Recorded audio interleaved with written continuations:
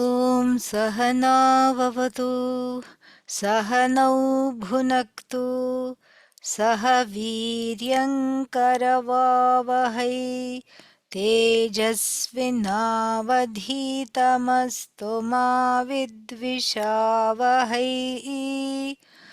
ॐ शान्ति शान्ति शान्तिः।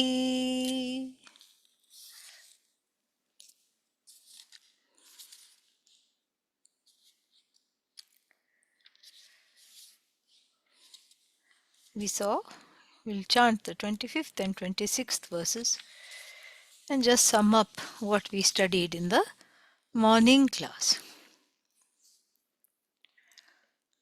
Nahi nana swarupam syad ekam vastu kadachana tasmad akhanda evasmi vijahajjagatim bhidam परोक्षता परिच्छेद शाबल्यापोह निर्मलं तदसीति गिरालक्ष्यम् aham ekarasam mahah.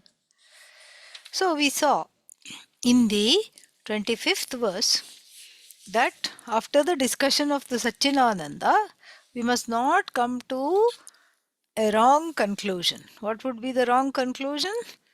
That Sat, Chit and Ananda, despite the author being very,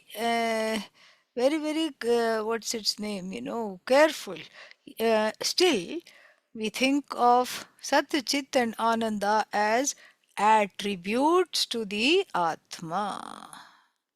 Cannot think of them as attributes because they are not, first of all. And secondly, if we think of them as attributes, then Atma becomes what? The possessor of the attributes. So then this possessor possessed Sambandha, this relationship itself is problematic. Because if Atma possesses consciousness, consciousness is outside of Atma, we saw that. If it is outside of Atma, then that means, does it know Atma or does it not know Atma? If it does not know Atma, Atma becomes what? Non-existent. If it knows Atma, then Atma becomes inert. We saw the problem here. So this is the problem. And so therefore they cannot be properties. They cannot be items in a list connected to the word Atma. None of those things apply. So then what is Satchidananda? Satchidananda is, the word Satchidananda is used from various standpoints. And those standpoints, from those angles, we say they are different standpoints. And that is when we say that, we analyze this from the standpoint of Sat, Chit, Ananda separately to increase our clarity, to help ourselves, and not for the sake of some, not for the sake of some kind of the, divisions, because the Atma is that which is free from three kinds of division, we say. What are those divisions? Sajatiya Bheda. There is nothing like Atma. There is not one more Atma, correct? And so since there is not one more Atma, what will happen? Then it doesn't have Sajatiya Bheda, meaning there is nothing like it. It doesn't have any Vijatiya Bheda also. There is nothing other than Atma, unlike Atma. What about Anatma? We have seen in the ultimate analysis, Anatma is also what? Also part of Atma. Anatma is also part of Atma. And so therefore, this is the reality. And so if Anatma is not other than an extension, Anatma is just included in Atma, then we don't have to worry about this at all. There is Anatma Atma difference. So Sajatiya Bheda means, Sajati means there is nothing like Atma. Vijatiya Bheda means what? There is nothing unlike Atma. There is nothing like Atma. There is nothing unlike Atma. And then what else?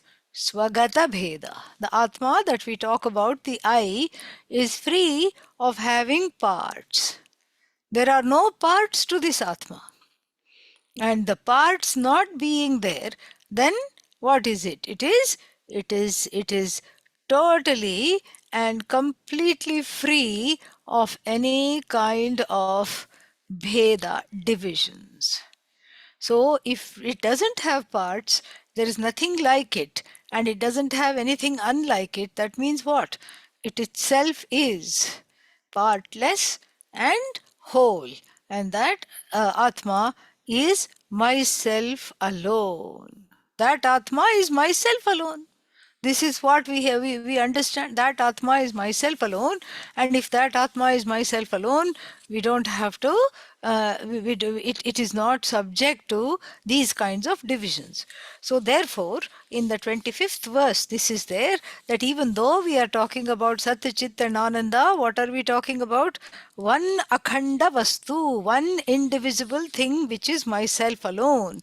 And how do I understand this as myself? I have to swallow up the differences in the Jagat. That is why, what did we say? Tattvamasi. Tattvamasi is that which swallows up the entire Jagat, this Tattvamasi, and then the Mahavakya, that we will see more in the next, what is its name, in the next verse. But here, the differences are all swallowed up, not by making something a melting pot and obliterating the differences. That is not the point. We don't obliterate the differences. In and through the differences, what do I see? I see that there is no difference at all. How do you do that? We already saw touch wood. Touch wood is the way to do that. So when I say touch wood, the wood is, the table is transcended, or the chair is transcended, the nama rupa is transcended, the word and meaning are transcended, and everything else that goes into making of the chair is transcended. So then, like glue, nails, nuts, bolts, cushion, upholstery, whatever it is, varnish, everything is transcended. Straight away I get to what? Wood. And so similarly here, it is here also I don't have to cut up the table into pieces in order to appreciate and recognize the wood. I don't have to cut up the chair into pieces and remove everything non-wood from it. No. All I say is touch wood. It's a total, it's Vedantic statement. It's a Mahavakya when I say touch wood. It's a Mahavakya. It's a statement of oneness. So I am seeing through. I'm seeing through everything. Seeing through everything and going only for the wood. That doesn't mean I have to destroy the table in order to search for the wood, or destroy the name and form in order to search for the Atma. I already am the Atma, and I don't have to destroy anything or search for anything, because once I transcend cognitively the name and the form, what happens when I transcend the name and form? When I transcend the name and form, then there is no problem at all. I see everything. I see everything, and I see everything as what? Myself. That is the idea. I look upon everything as an extension of me alone. This is exactly the idea that is mentioned here, that nahi nana swarupam syat. There is not many things. Why? Because there is just me. And what is this me? Akhanda. This partless me is there. And this partless me, how do I understand? Vijahat. Vijahat means leaving aside, giving up. Giving up specifically what? Jagatim Bhidam. The so-called differences in the universe, giving that up. I see this. I see this oneness by forsaking the distinctions pertaining to the Jagat. Because the Jagat is what? The Jagat has many things. The Jagat has cause, effect. The Jagat has so many items, so little time, everything the Jagat has. And then, but, I don't identify with the whole Jagat. What do I identify with? This small little body, mind, sense complex. And so therefore there is that separation. But when I understand that this body is also made up of the five elements through which the Jagat is also made up, then there is no problem at all. And I see that all there is me, this Satchidananda, this consciousness, which is indivisible. So I do not say, just like I don't have to take apart the table in order to appreciate the wood, I do not have to take apart the Jagat in order to appreciate Satchidananda Atma. I don't have to take anything apart. I don't have to disown my emotions. I don't have to disown my body. I don't have to disown the Jagat. In and through everything, I know I am whole, I am free, and I am one with everything. And so I am Satchidananda. And then this is the 25th verse. 26th also we started upon, and here it says that how to understand this, how to, as it were, falsify the Jagat. How do I falsify the Jagat, so to speak? Not that it is false, but how do I make it not matter so much in my life? How do I put the Jagat in its place? How do I not give it the importance that it has in my life? How do I give it the importance that it has? How do I give it that importance? And I give it that importance because everything I consider real. So here, how do I take away that importance that I give it? And this is how, Vijjahat Jagatim Bidam, by forsaking the distinctions. I don't give the Jagat a value that it does not have. I don't project on the Jagat a Shobhana Adhyasa, a positive projection, but nonetheless a subjective projection. What would that look like? The Jagat is a source of safety for me. Jagat and things in the Jagat are a source of safety for me. The Jagat is a source of happiness for me. And yes, Jagat is also sorrow, but at the same time, at least I have other people to be sad with. This is why we say misery loves company. And so at least I have other people to be sad with. And so the Jagat is something that is going to help me. This is a positive spin on the Jagat. I look upon the Jagat as what? As something which is going to help me and which is actually needed for me. So there is a kind of an addiction in the relationship between myself and the Jagat. There is an addiction. And what is this addiction? The addiction is I can't do without it. That's why it's called addiction. I don't know how to be without the Jagat. So that's why one keeps going to the same parties and then meeting the same people, eating the same food, and then, what should I say, criticizing in the same way afterwards. Same things. Talking about the same things and then critiquing the people who came in the same way. And this is happening what? Month after month, year after year. This is how I grow old. But still I don't question this participation because it's like a skin disease. Unpleasant, annoying, but I am learning to live with it. I have learned to live with it, and so much so that I cannot do without it. I absolutely cannot do without it, and I'm learning to live with it. And this is exactly what the teaching is here. This is exactly what it is. So I am learning to live with it, and I want the Jagat. Why? Because even though it's a big headache, sometimes it gives me some joy. And therefore, I'll put up with the headache. So sometimes it gives me some joy.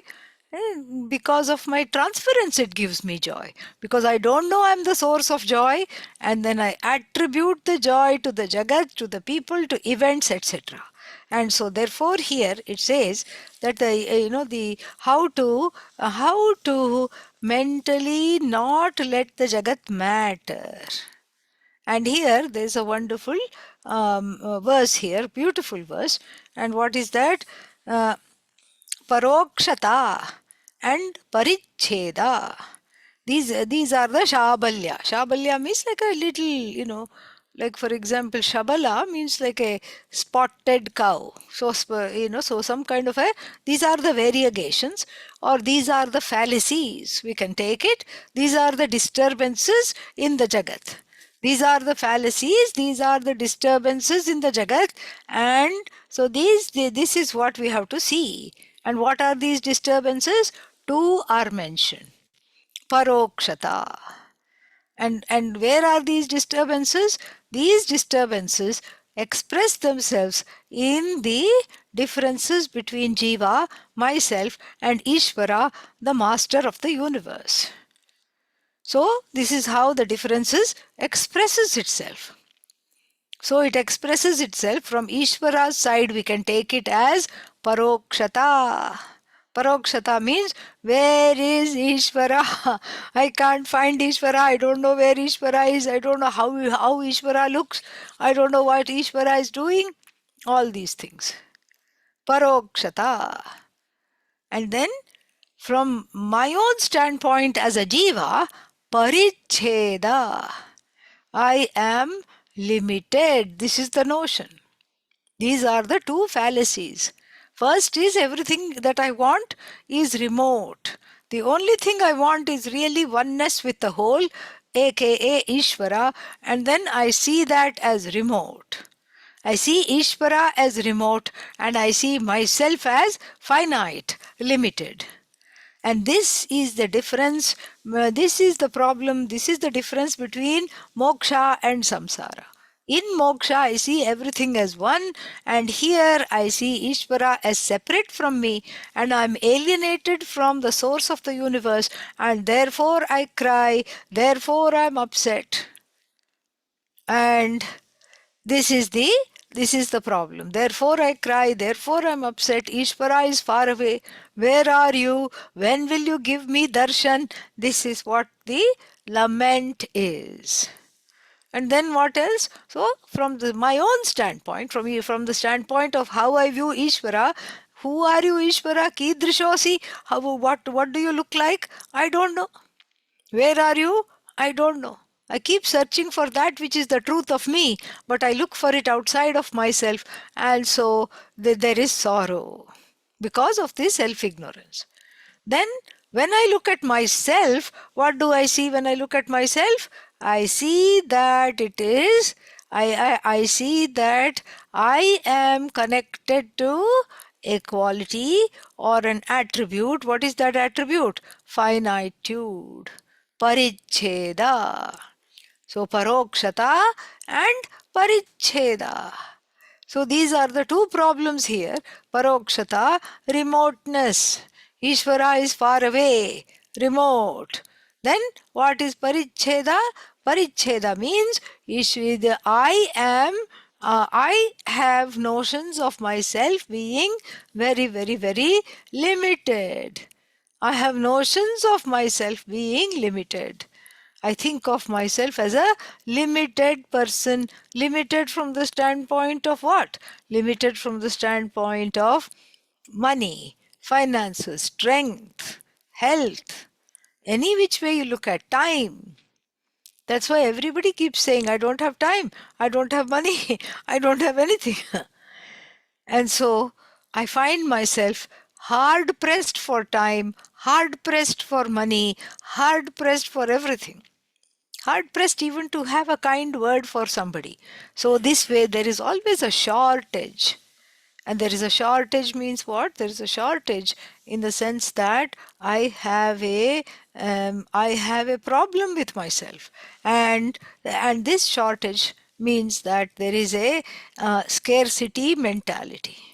There is no scarcity in the universe, but there is a mentality of scarcity that I have bought into, and this is what keeps Ishvara away from me. Because if I look at the differences between myself and Ishvara, who am I? I'm complaining all the time. What is Ishvara? Non-complaining one. Who am I? Finite. What is Ishvara? Infinite. Who am I? Remote from Ishvara. What is Ishvara? Non-remote from everything, because Ishvara is all pervasive. Who am I? Who is Ishvara? Omniscient. Who am I? A being that is struggling to spell the word omniscient.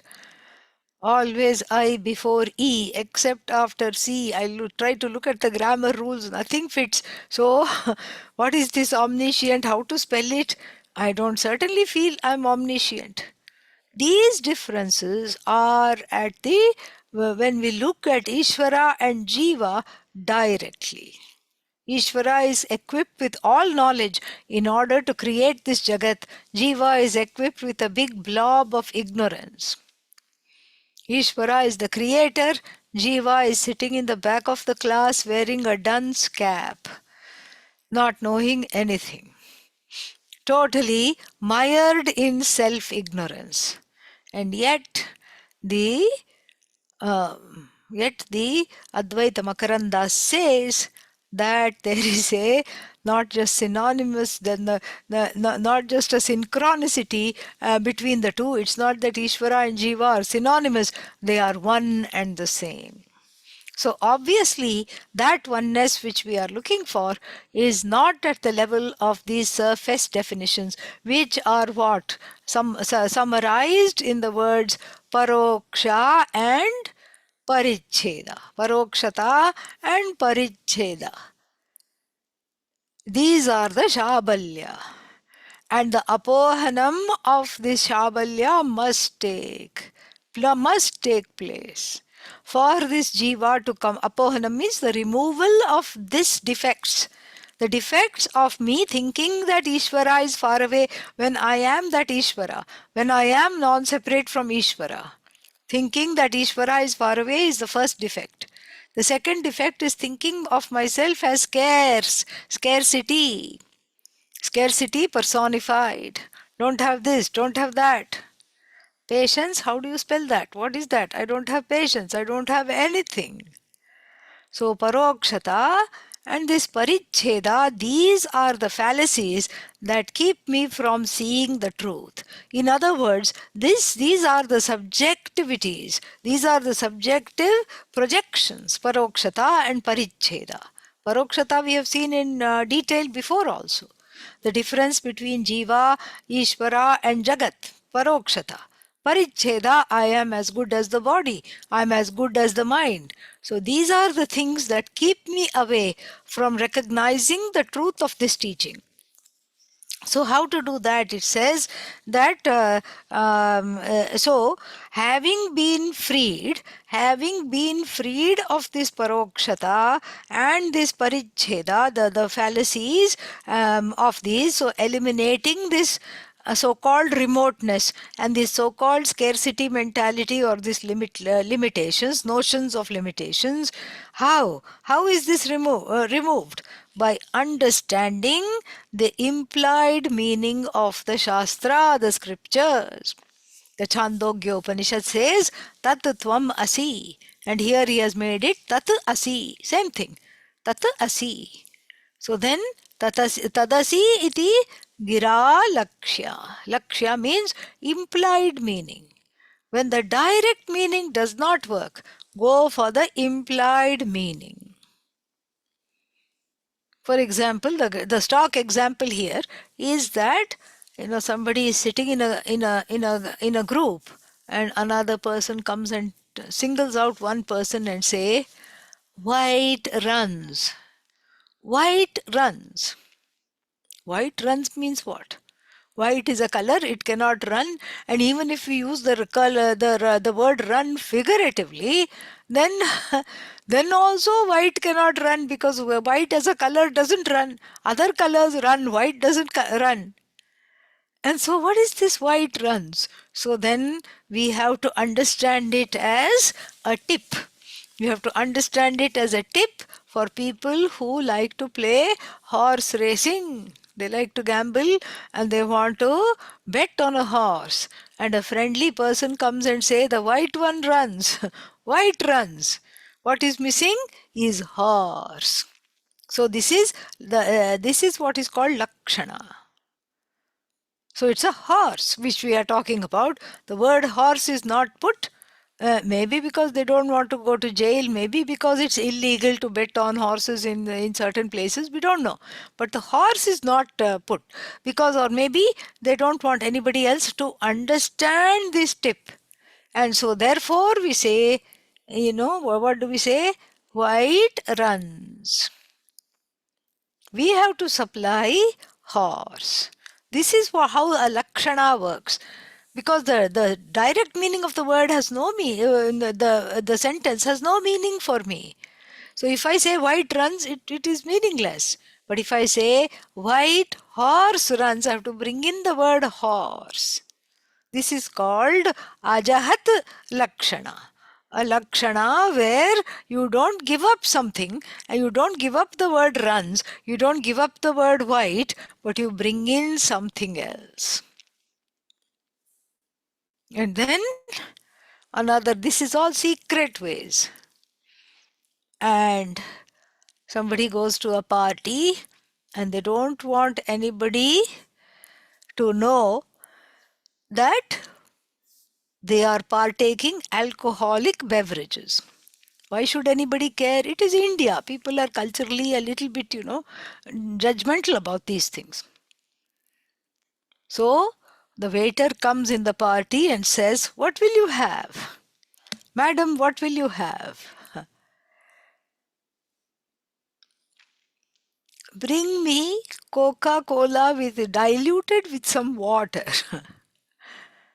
Who will like to drink Coca-Cola diluted with some water? It sounds awful. But the thing is, it has a special meaning. Diluted means what? Add something else. So, so this is Jahal Lakshana, where I give up the meaning of the word water, and then the waiter, in whose hands some money was also slipped for keeping it all quiet, and then the waiter trots off and adds some alcoholic substance hidden in the Coca-Cola. So this is called Jahal Lakshana. Jahat Lakshana means we are giving up something. What are we giving up? The word water is given up and instead alcohol is brought in. Ajahat Lakshana, there nothing is given up. The white is retained and then this is brought in. Here also Tattvamasi is a kind of a Lakshana Vakya. And what is that? Jahal Lakshana. Certain things are given up, certain things are brought in. What is given up? We have to see this. We have to do this. This is like an equation.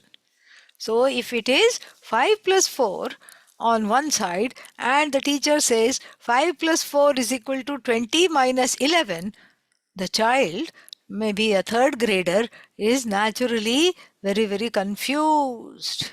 Extremely confused. And so, what does the third grader say? The third grader says, how is this possible? The 8-year-old says, this is not possible. Because one side double digits, on the right hand side, another side single digits. How can it be the same? So you have to operate it. You have to operate this indirect meaning by cleaning up each area. So the Tvam Pada Vichara, the analysis into the word you, which means I, which means the Jiva, is done properly. So just like the child has to work out the sums on either side, 5 plus 4, okay, 20 minus 11, oh, okay, they are one and the same. This is exactly what needs to be done analytically when operating the Mahavakya, the sentence which equates one with the whole. And so what do I do here? I shake out the word tvam, which is the meaning of whom is I. I shake out the word I, make it threadbare. I shake it out and make it threadbare. Whatever falls off is not I. And what is left? Satchidananda is left, because everything else is not I. All the not I things I remove. Jahat Lakshana. And certain things I retain. What do I retain? My essential nature as Satchidananda is retained. So the cognitively, I discount the body because it keeps changing and it is finite.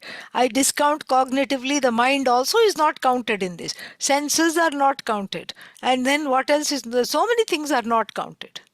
Body is not counted, senses are not counted, my possessions are not counted, my doership is not counted, my experiencership is not counted, nothing is counted.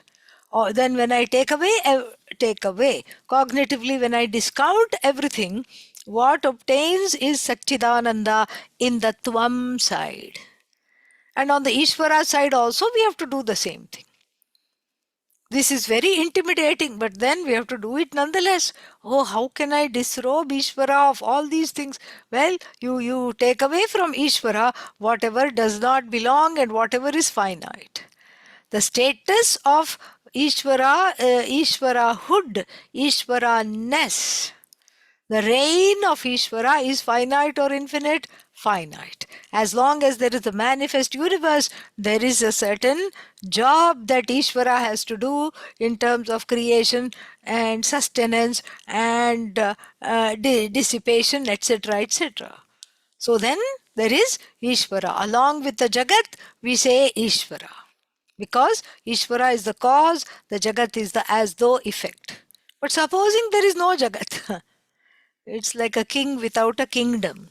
There are many such kings in India who live in a very dilapidated palace, and then half of that palace they have made into a 4-star or a 5-star restaurant, because that's how they have to earn money. Poor things. And the other parts of the palace is converted into 3 parts. One part is a hotel, another part there is their private quarters, and the third part is become like a UNESCO relic where everybody can go in. The government charges some fees for the people to go in, and the government maintains it so that they can see how they lived in the 17th century. Like this they can see. So like this, the kings are there in India, no power at all. They may be invited in the village to cut some ribbons for something, that's it. Other than the ribbon cutting ceremony, there is no pomp, there is no power, and certainly there is not a kingdom. King in name only. Same thing, Ishvara also. When the Jagat is not there, there is no causality there. The causality also dissipates, because there are no jivas, there is nobody to boss over. So if there is nobody to boss over, who will I boss over? Ishvara has no job. And so what is Ishvara? If I shake out Ishvara, what obtains is Sat Chit Ananda. So here also, Jahat, you take away everything that divides, everything that's so separate, everything that is finite. You retain Ajahat, means to retaining. Ajahat means retaining what? Retaining that which does not go away. So then, that's what we say Jiva is equal to Ishvara. Both are what? Satchidananda. The rest of it is including Ishvara's pomp and glory, including the Jiva's dunce cap, is all what? As though. The as though difference. From the seeing it from the vision of no division, these differences do not matter at all. And so this is the Tadasi iti gira lakshyam. So this gira means, gir is the word feminine rephanta. So then this is the third case, singular. So gira, through this talk, through this speech of who? The teacher handling the shruti. So then Through this I understand I am Mahaha. Mahaha means of the nature of luminous light, great light. I am that greatness itself. I am that self-lit, self-luminous, self-evident consciousness. So, what kind of ekarasam? No Ishvara here, no Jiva, nothing. Jivahood along with its miseries is cast away. Ishvara-ness is also cast away.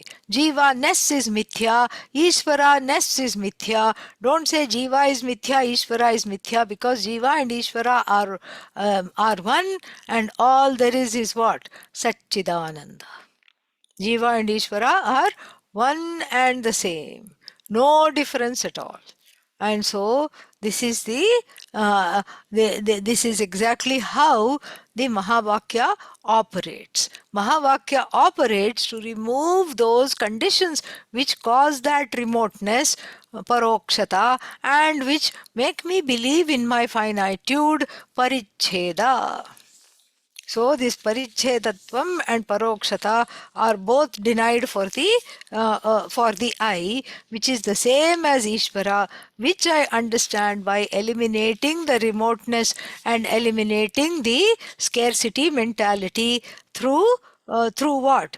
Through understanding the implied shastric statements that thou art. Tatutvam asi. You are the cause of the universe. The you is equated to the cause of the universe.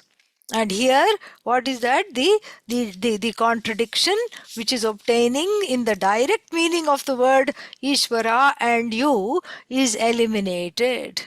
Is eliminated how? By understanding that what pervades Ishvara, what is the source of Ishvara is Satchidananda, and what is the source of Jiva is also what? Satchidananda. So the contradiction is overcome in two steps. First, by this touch wood, seeing beyond the apparent limitations of the individual and Ishvara, seeing beyond that, and then and secondly, understanding that both Ishvara and I are of the nature of consciousness, not remote, not distance. And then when I understand this, it's still that the differences will persist. It's not that I will have an out of body experience. My body and mind and senses will still continue. We are not talking of oneness in the elimination of this. That's why it is possible to live with self-knowledge. To live as a free person with self-knowledge is possible. How is it possible? Because that's how it is. You don't need to die.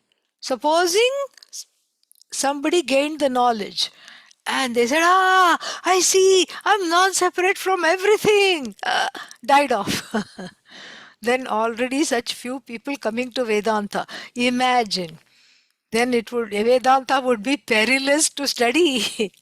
I would be in peril.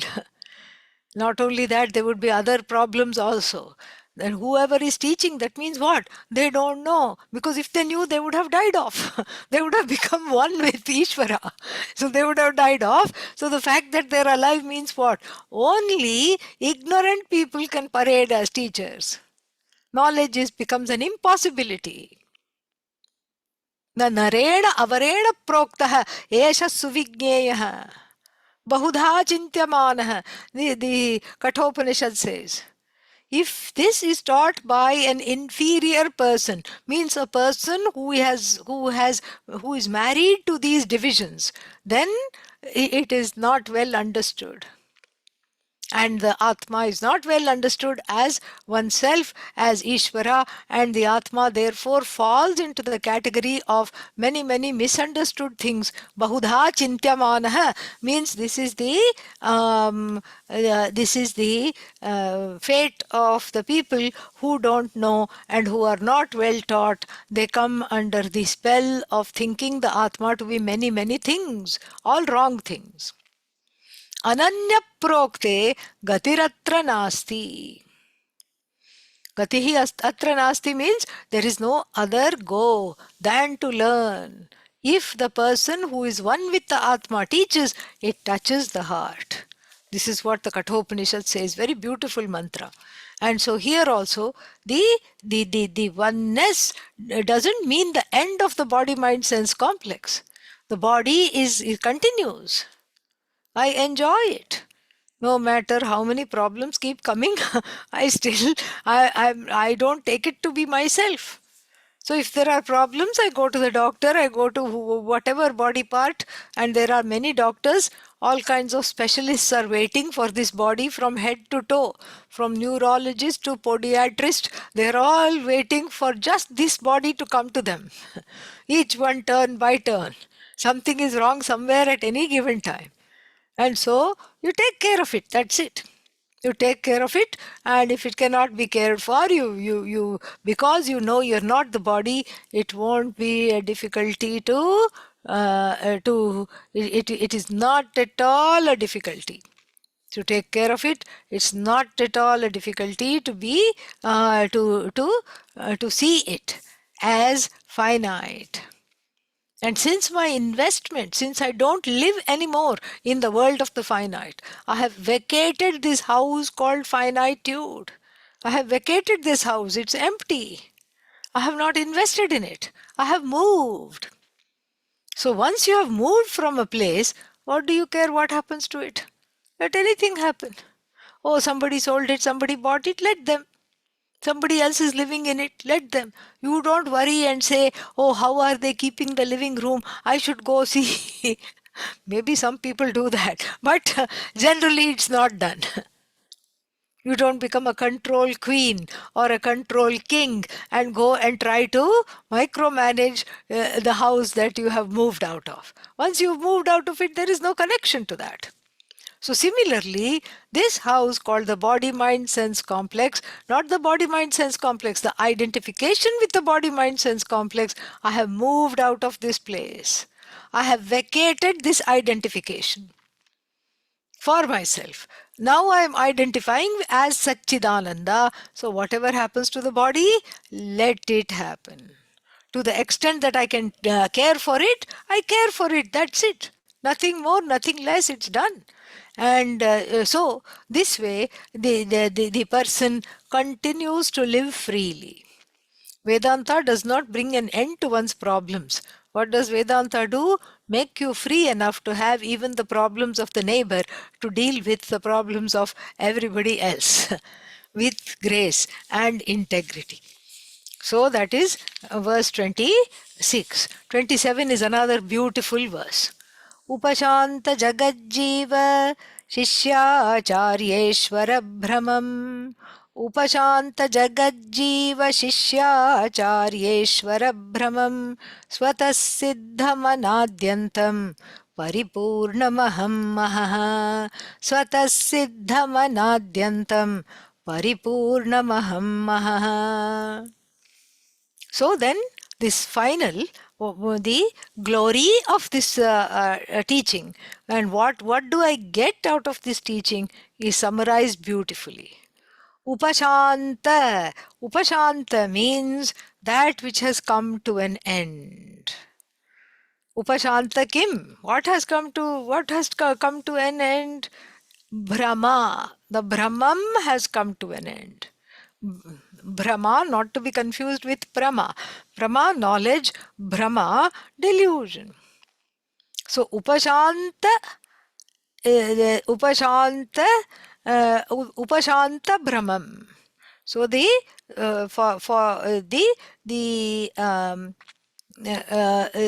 for the I, this delusion has come to an end. For me, this delusion has come to an end. What is the delusion? The delusion of division has come to an end. What is this delusion of division? Can you give an example? The writer says, no problem, here you go. Jagat, Jiva, Shishya, Acharya, Ishvara, iti Brahma. Division. That Jiva is different from other Jivas. There is one Jiva, there are other Jivas, and then each Jiva is different from other Jivas. That is the first Brahma. Each Jiva is different from the other Jiva. So this is the first Brahma, first delusion. And the Jagat is different from me. Second delusion. Jagat is different from Jiva. Second delusion. And what is the third delusion? The third delusion is Ishvara is separate from both the Jagat and the Jiva. Jagat, universe, Jiva, individual, Ishvara, God. So that you call God, it has to be separate. How can it be part of the Jagat? So like this, they'll give lots of, lots of reasons. But here, a very beautiful verse is given, which is reminiscent of the one of the final verses of the Dakshinamurti Stotra. विश्वं पश्यति कार्यकारणतया स्वस्वामि सम्बन्धतः शिष्याचार्यतया तथैव पितृपुत्राद्यात्मना भेदतः स्वप्ने जाग्रतीव य एष पुरुषः माया परिभ्रामितः तस्मै श्रीगुरुमूर्तये नमः इदं Shri Dakshinamurtaye. I bow to Lord Dakshinamurti. And why do I bow to Lord Dakshinamurti? Because of whom these divisions have been gone. Because of whose teaching this Dvaita has been negated. Dvaita means duality. The duality has been negated. And what is the duality has been negated? Here in the Dakshinamurti Stotra, the person Mayaya Paribhramitaha, the one that is deluded by Maya, sees the world as what? As separate. As Karya and Karana. Oh, my body, and since I am my body, I am the Karya, I am nothing but an effect. Ishvara is the cause. Wrong. The Jagat is an effect. Ishvara is the cause. No, Jagat itself is Ishvara. We've seen this. The causality is mithya. It is superimposed upon Satchidananda, which is free of causality. And then Karya Karana. Swaswami Sambandhatha.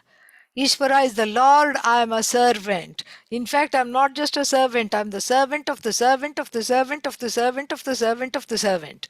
This is how people think. And then, Shishya, I am a student. What kind of student are you?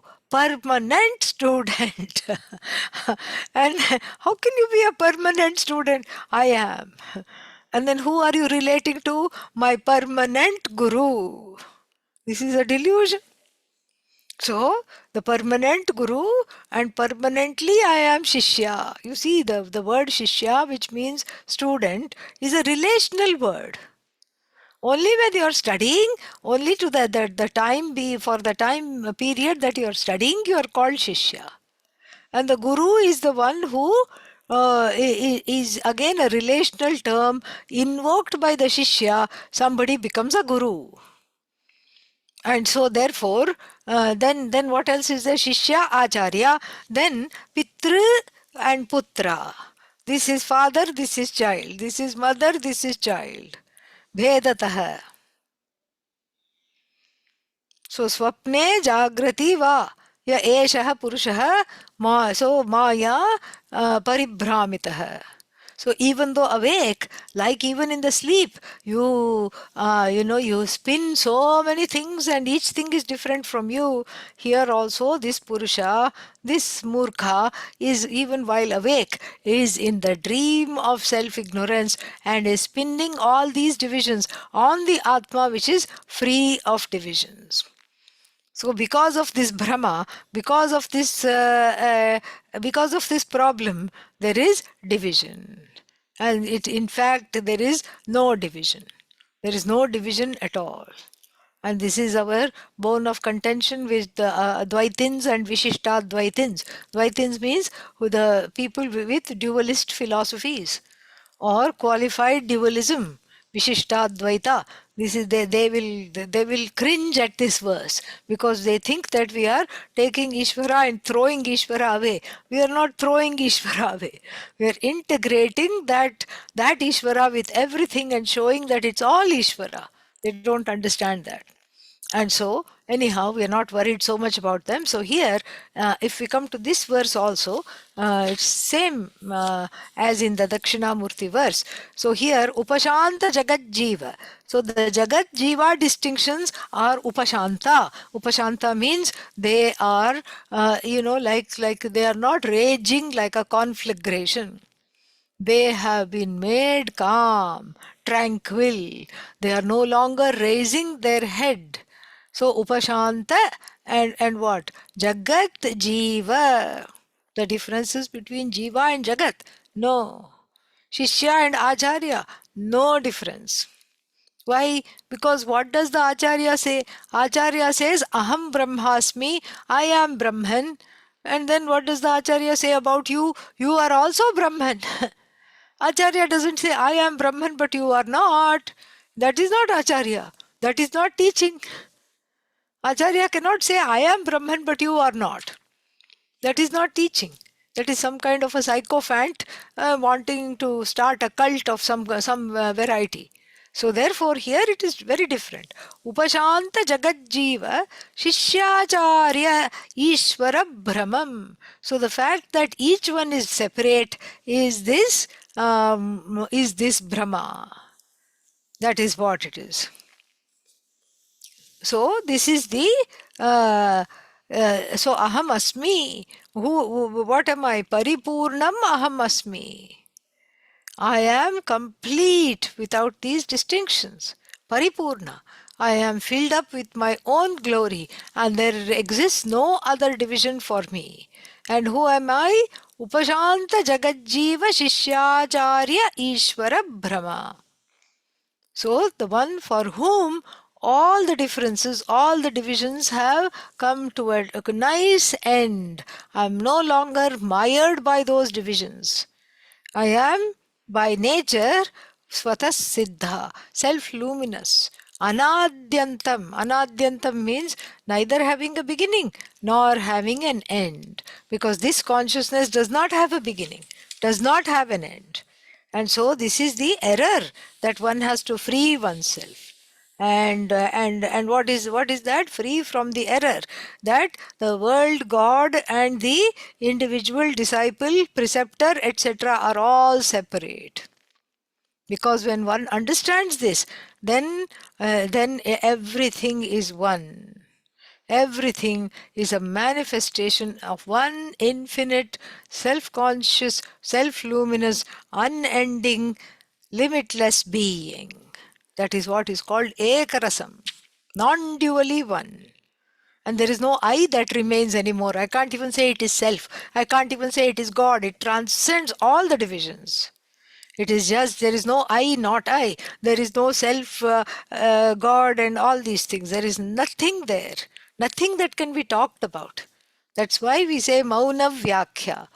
Mauna Vyakhya means that which is, after a while, you just have to be silent. There is nothing more to say.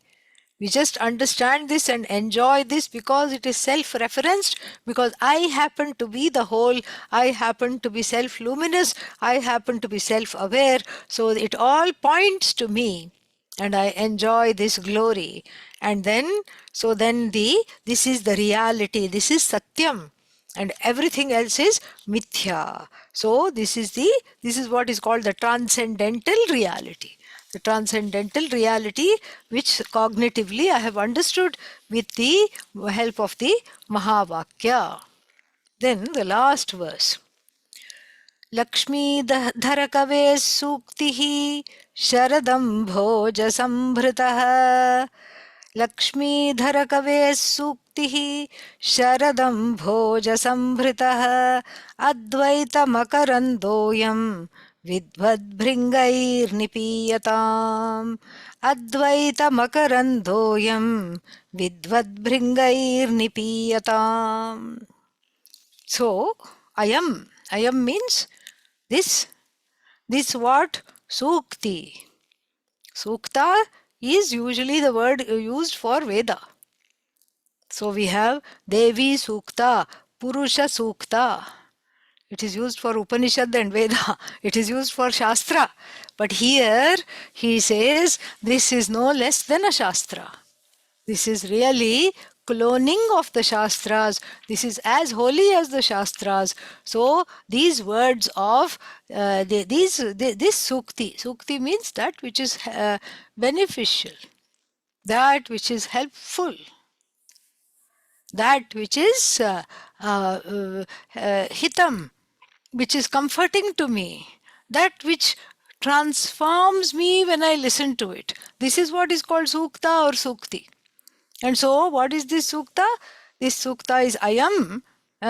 So this is called Advaita Makaranda, the honey or the nectar of non-duality.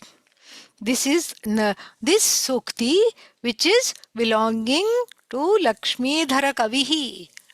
So to this poet Lakshmi Dhara's Suktihi, what happens is that it is called Ayam Advaita Makarandaha. The name, the title is at the end. Usually we put the title in the beginning, but in Sanskrit the author's name and the title as a mark of humility and respect to the work, it comes at the very end. It doesn't come in the beginning. So Lakshmidhara Kave Sukti, this sayings, these verses of the poet Lakshmidhara, what happens what is that? It is called Advaita Makaranda. And what is it like? It is it is Sharat Ambhoja Sambhritaha. This sukti, these words, these verses of Lakshmidhara Kavi is like the fully blossomed autumnal lotus. The autumnal lotus is supposed to be very bright and big in India. More than spring, maybe it is the season where it blooms is autumn, we don't know. So the autumn, in a lot of plays and all we say, the autumn season is lauded, and the autumn lotus, autumnal lotus, the fall lotus is very much glorified. So here also, the Sharadambhoja Sambhritaha. Sambhritaha means they made up of, collected. So these verses made up of made up of autumnal lotuses. And what are they for? Vidvad Bhringaihi. Vidvat here means by the people who have the qualifications to study Vedanta. Shama, Dama, Uparati, Titiksha, Shraddha, Samadhanam, etc. They have the qualifications to study Vedanta, and then because they have the qualifications to study Vedanta, they can enjoy these verses. And who are these Vidvats? These Vidvans are the honey bees. The honey bees in the form of the people who study Vedanta, by them Nipiyatam. Nitaram Panam, that is, so repeatedly let them be enjoyed, let them be drunk. So let these bees in the form of the qualified students of Vedanta repeatedly drink the nectar of the autumnal lotuses of these verses and keep enjoying this knowledge. Very beautiful.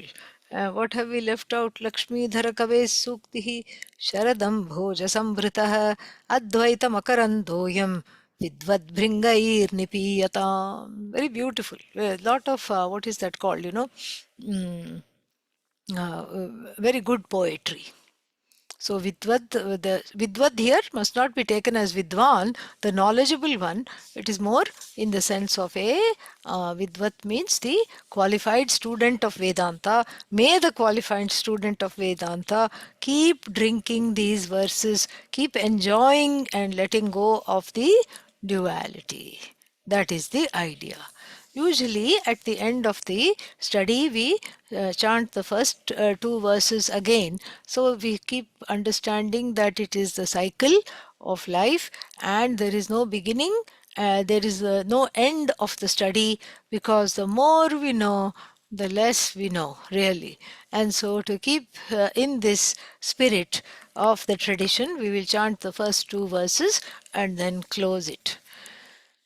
कटाक्षकिरणाचान्तनमन्मोहाब्धये नमः अनन्तानन्दकृष्णाय जगन्मङ्गलमूर्तये अहमस्मि सदा भामि कदाचिन्नाहमप्रियः ब्रह्मैवाहमतः सिद्धं सच्चिदानन्दलक्षणम् ॐ पूर्णमदः पूर्णमिदं पूर्णात् पूर्णमुदच्यते पूर्णस्य पूर्णमादाय पूर्णमेवावशिष्यते ॐ शान्तिः शान्तिः शान्तिः हरिः ॐ श्रीगुरुभ्यो नमः हरिः ॐ.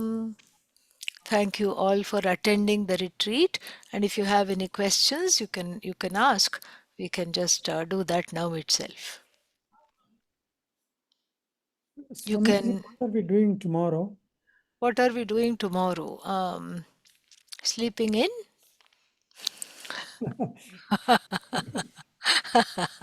So, you want to do something tomorrow? Are we going to have a like a valedictorian? No, we can do that now itself. We can do that now itself. I'll leave some space for everybody to share their thoughts about the retreat, about this text, everything. Yeah. You can start. What was a highlight for you about this text? What did you learn? What was it that was a aha moment? Everybody can share. So that way we feel like, see, we had to make this the last day, which was today. We had to put the retreat online. We had a little bit of a baby COVID outbreak here, so that therefore we had to isolate and then put it online. And that is the reason. So that is the reason we are not gathering here. But online is as good, and so you can please share. You can share in two ways. You can either write in the box here, or you can unmute yourself and talk and share your words, whichever one you want to do.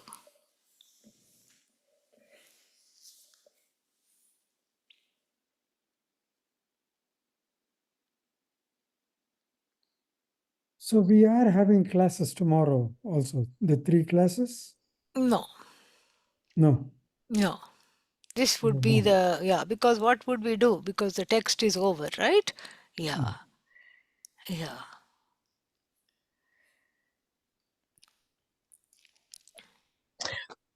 I'd like to speak. Yes. So on the first 3 days, each Yeah. day I had a burning question that had to be answered immediately. And then on the fourth day, everything that I had asked was there in the text. And then there was a great settling, and all I did was listen. It was moving. Mm. Yes, yes. Well put. Well said. Mm. Well said, Dottie. Yes. Yeah. And there's been in my mind every once in a while will be the thought of Swami Dayananda finding this script in the middle of a dark, dusty bookstore with light filtering in, and just hearing him giggling. Just the joy of finding this text must have been just amazing, as it has Yes. been for me. Thank you. Thank you. Mm. Thank you for sharing that. Thank you very much, Swaminiji. Of course, it'll take lots of Shravanams to really get to it, but it was a wonderful experience sitting through the full 25 talks, right? 25 talks. 25 talks, 28 verses. Yes. I had a great time. I'm so happy. I'm so happy you were part of it. Om Namah Shivaya.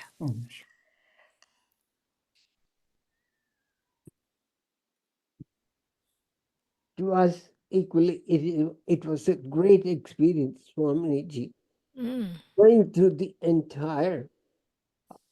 9 days of retreat from the day one to right this moment. It is an experience that can go for a lifetime. Very, very grateful to you, Swaminiji. Well, it is all the grace of the Guru, really. And it is very nice that you both came. It's wonderful. Very, very wonderful. Yeah. So blessed, Swami. Great. Take care. Yes. I To have be continued. To be continued. Yeah. Yeah, of course. Yeah. Yes. With your blessings, it will. Mm. It will. It will. I have a question, Swaminiji. Yes. The question was, so like the ocean of happiness, Yeah. okay, that is Ananta or Ananda. Okay, I'm going to ask something which will not make sense, I guess. So Doesn't is there an matter. ocean of Just, yeah. sadness? No. Because it is mithya. There is no ocean of sadness because of two reasons. One is that the ocean of sadness is just a notion of sadness because it is immediately removed in the light of this understanding. Not even in the light of this understanding, immediately you say that you reject yourself as an ocean of sadness. You don't want that. Everybody wants to remove that sadness. And in sleep, where is the sadness? There is only happiness.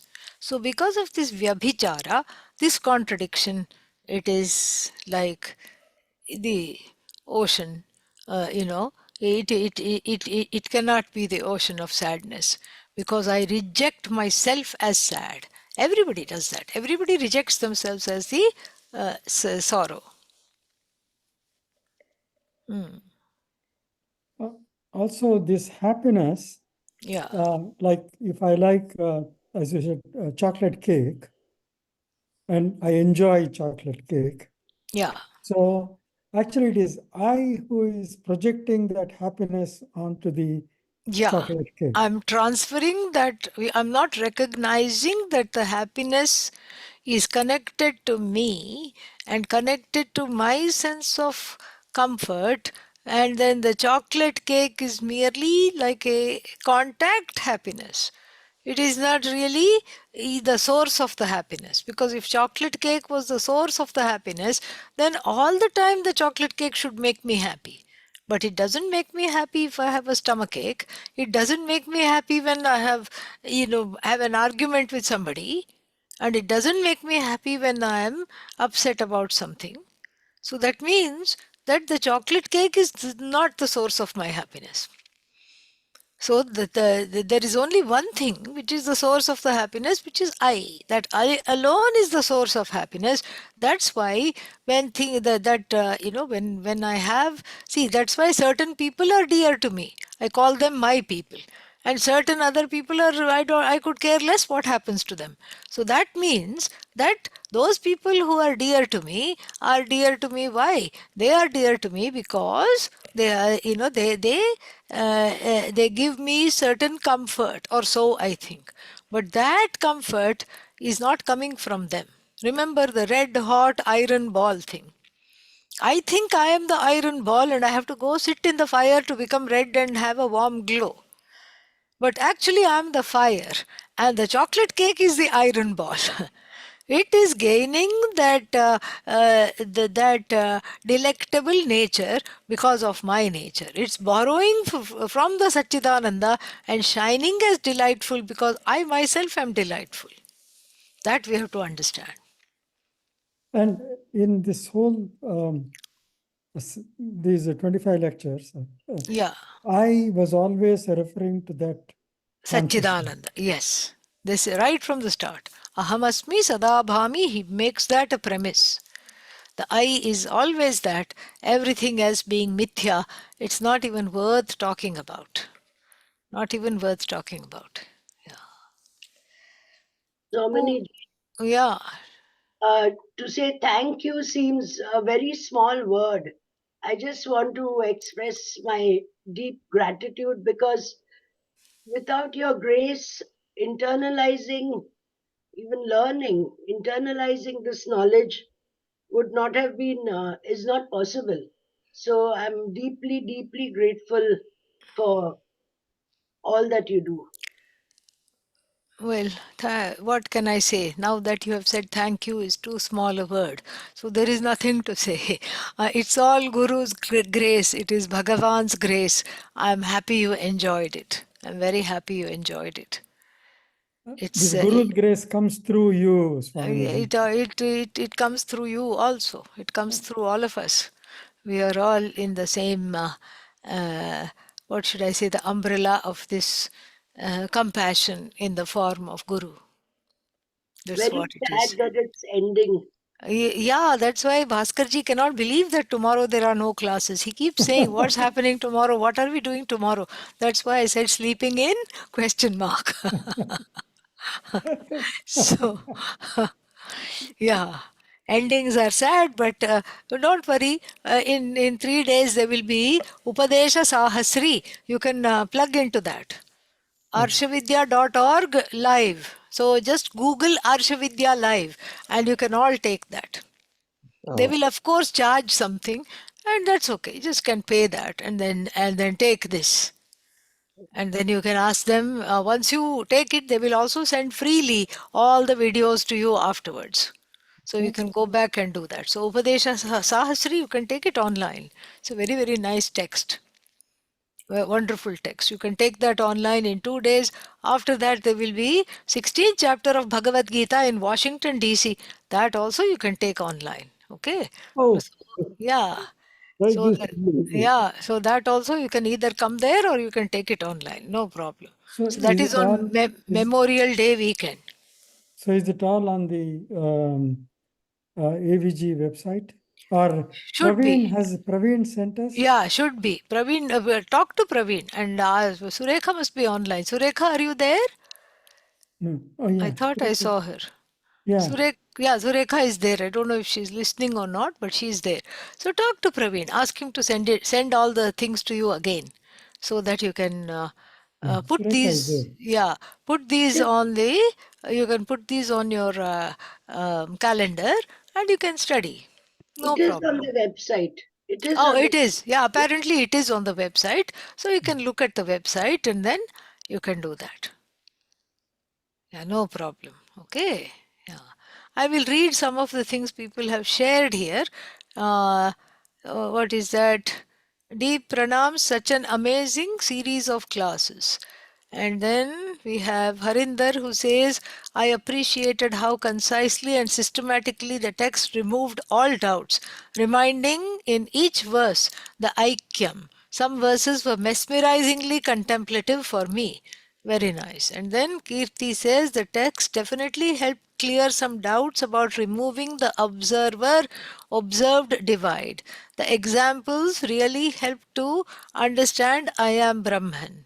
What you said about healing and working with the inner child is a key takeaway of how to grow. Seeing you and attending in person is the biggest blessing.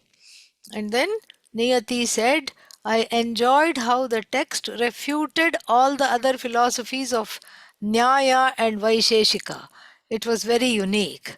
Glad you thought so. So, thank you for unfolding it. And then Linda says, thank you. And the offering of knowledge echoing through generations bloom as fresh now through your words as they must have been when they were first written. Indeed, that is the force of the lineage. Very true. And Kate says, I would like to say I really enjoyed the argument against existence and awareness being attributes of the I and understands better how they are the swarupa of the I. I'm glad you said that because yesterday some people were not very sure they enjoyed the argument, but I think today it became clearer. So that's nice. And Adele says, I'm grateful for the teachings. I think this text helped me to understand the Mahavakyas much better. Wonderful. Is there anybody else who would like to share? Yes, Swamiji, I would like to share. Yeah, share. So, whenever you were quoting this text, I always thought, oh my God, I have to one day study it. And I couldn't find the one you were teaching before. So I'm so grateful for being able to study it with you in person. Oh, this text I was quoting before? Yeah, the Oh, okay. second verse, Ahamasmi sadabhami. Correct, yes. many times, yeah. Yeah. And so it really feels like we are just swimming in this nectar of knowledge. Yes. And yeah, and really all these words that I feel like I heard so many times, now they came to some, I really feel like there's some understanding that is within. Good. Excellent. Yeah, Satchidananda Yes. and even the refuting, like Nieti says, refuting Yes. what is existence, what is non-existence. Yeah, Yes. Yes. very helpful. So thank you so much. Welcome. Om Namah Shivaya. Anybody else? Swamiji, any chance we can chant the whole thing? Gayatri will take care of that. Ask Gayatri to chant the whole thing. Pranam When Swaminiji, this is Bhaskar and Lalita. Yeah, so we enjoyed these classes a lot. I think it served as a good recap of all the things that we have learned so far. Yes. And every time we attend these, we think we have understood again, you know. So I see that the clarity is improving slowly but surely. And thanks Yes. to all your blessings and grace. We really appreciate all the hard work that you're doing for us. Well, it is not hard at all because really we teach for ourselves. We teach so that our own, we are able to be with the knowledge the more we teach. And so I'm grateful for all of you that you are here to listen so that I can continue to teach. This is really the truth. Yeah. Yeah, so that is the thing. And there was a nice surprise for me also because I was looking through something. I was looking for a word because how he uses the word aham in the seventh case directly. He doesn't say mayi, he says ahami. Supte ahamina drishyante. So I was looking at this word and wondering if there is any other text which uses this kind of a newly made up etymology. And then I just was doing a search on the computer, and then I found 276 pages of Advaita Makaranda transcription from when I had taught it before. Maybe in Georgia, I don't know where I had taught it. Maybe 2006 or 2000, yeah, I think it was in 2006 or 7. So 276 pages of transcripts are there. So that was something which is very, in Georgia, yes, Janani remembers, in Georgia, I must have taught it. So in 2006 or 7. And so some good Samaritan, maybe it was Janani, I don't know, somebody did the transcription. So that is there. That also, if people want, I can share that with them. yeah, It is not in a book form, it is just a conversational teaching form, but if it will help to if it will serve to help to remember these verses and all, I'm happy to share that with people. please, I It will help Swaminiji. thank you. It will definitely help. Okay, let me try to see if I can share it right here so that people have it. Everybody can have it. Hold on. Where did it go? I just had it here. 1 second. If I know what it is called, I can share that. What is this one called? Okay. Swamiji, would it be useful to also buy the book that you've been using or not? Yeah, sure. It is written by a friend of mine, Swami Atmarupananda. Very nice book. So, yes, you can buy that. It's a small, handy book. Let's see how to show it without it getting blurred. I'll figure it out. Well, one thing at a time. I'm not very good at multitasking. So let me send this first. It's called Advaita Makaranda text. Okay. 1 second.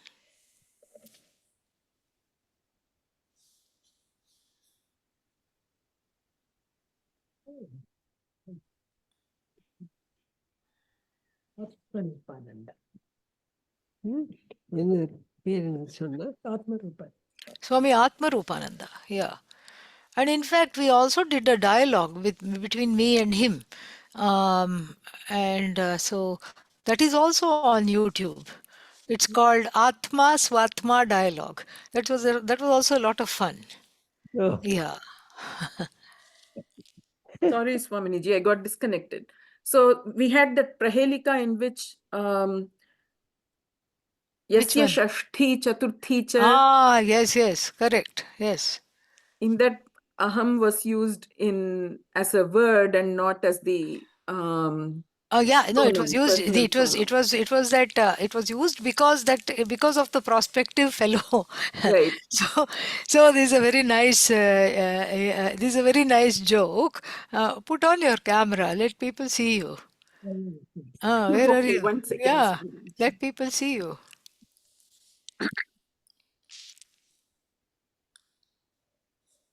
Where did Vidya go?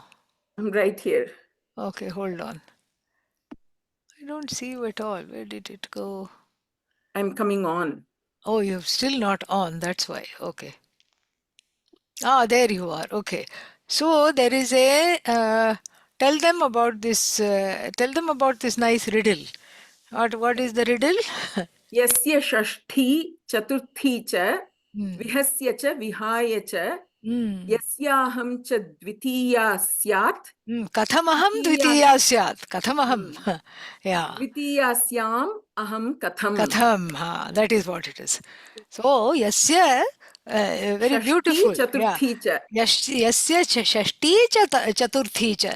So, this very great Pandita who was a princess, the Raja was very concerned. She was not getting married and she had only one condition, that the person should speak Sanskrit.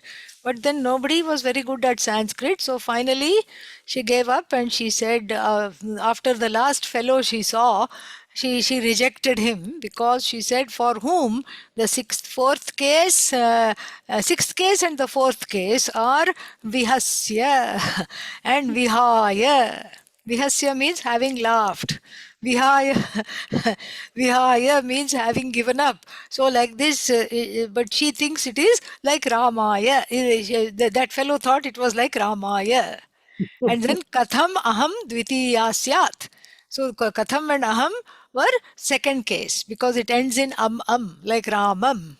So that is the idea. How can I be how can I be second to him for whom second case is Aham Katham? That is the idea. Very nice it was. no. Yeah.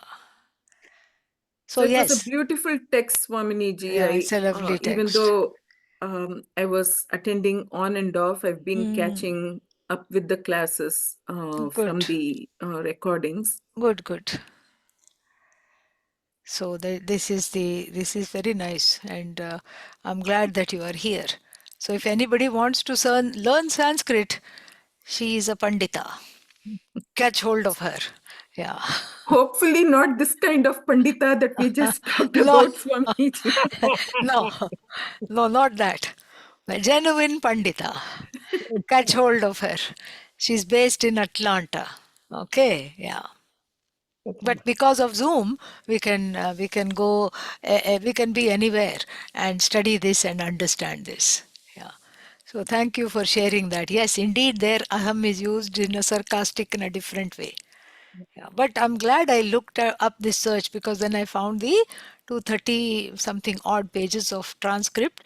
So then it'll serve as a. Did you get that? Did people Yes, get that? Yeah. thank Okay. you. Thank Yeah. you. So you can download that. Yes. And then Shin gave the link to this book also. Let me try one more time to show this book.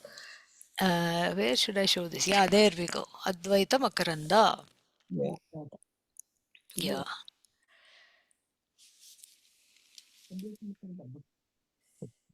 Any other people want to share? Any other thoughts? When My is the next retreat, Swaminiji? Yes, see you in the next retreat. Absolutely. Yeah. Anybody Unfortunately, else? Salzburg, I'm not able to, Swaminiji. Mm, But I did.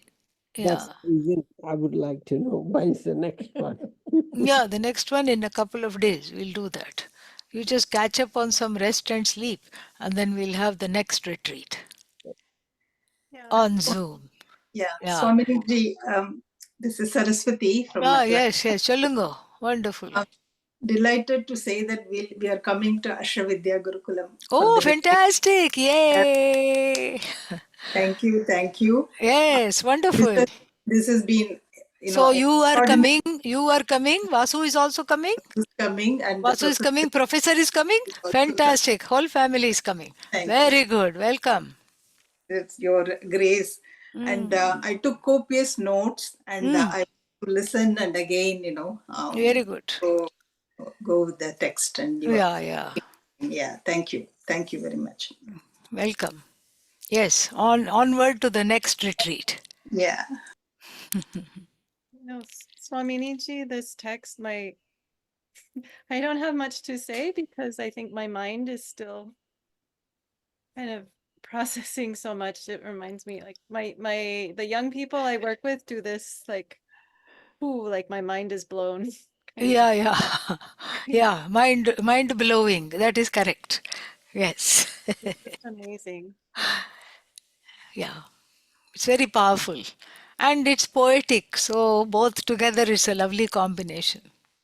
And very compassionate. Like right when I was about thinking like, oh no, I'm never going to get this verse. Like it's okay.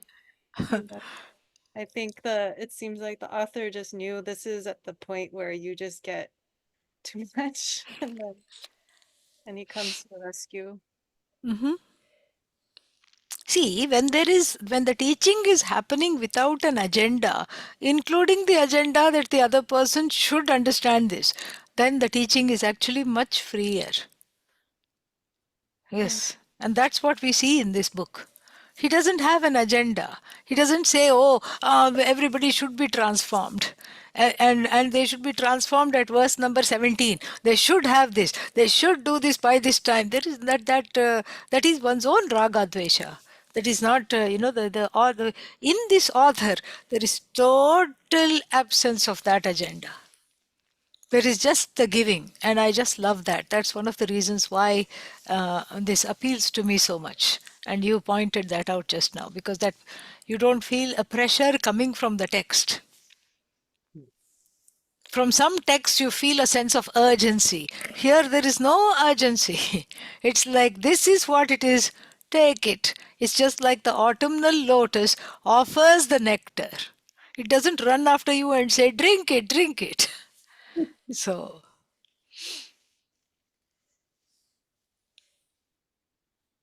anybody else? Anything else? I would like to thank one and all Swaminiji, definitely to the whole atmosphere of the retreat of Yes, everyone in the ashram. It was yes. surrounded by love and your grace. Eh, It is, Eugene is a very special place. Right from the start, it has been like this. And there are people who have been with this for so long. And they are just very loving, very giving. And so, even from me, a big thank you to everybody who helped in big, small, and every which way. So, thanks to Janani for teaching Sadhana Panchakam, and then Ekashloki, and thanks to Gayatri for teaching the taking the chanting classes. Thanks to Shambhavi for the yoga classes, and thanks to all the people who brought the food and who made this a big success. And this is very, very, very, very nice. It's a wonderful place to study, as we are finding out. Yes. Indeed, yes, Swamiji. Yes. ॐ सर्वे भवन्तु सुखिनः सर्वे सन्तु निरामयाः सर्वे भद्राणि पश्यन्तु मा कश्चित् दुःखभाग् भवेत् असतो मा सद्गमय तमसो मा ज्योतिर्गमय मृत्योर्मा अमृतङ्गमय ॐ पूर्णमदः पूर्णमिदं पूर्णात् पूर्णमुदच्यते पूर्णस्य पूर्णमादाय पूर्णमेवावशिष्यते ॐ शान्तिः शान्तिः शान्तिः हरिः ॐ श्रीगुरुभ्यो नमः हरिः ॐ. Thank you all and take care of yourselves, take care of each other, be well.